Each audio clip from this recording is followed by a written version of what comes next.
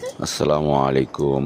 হঠাৎ করে আজকে একটু ময়মনসিংহ যাওয়ার পথে বাইক চালিয়ে যেতেছিলাম, তো মনে করলাম যে একটা ভিডিও বানায় ফেলাই।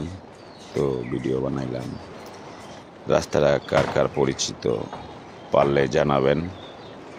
আর অনেকে আছেন এই রাস্তার আশেপাশে বাড়ি, সবাই চিনেন হয়তো।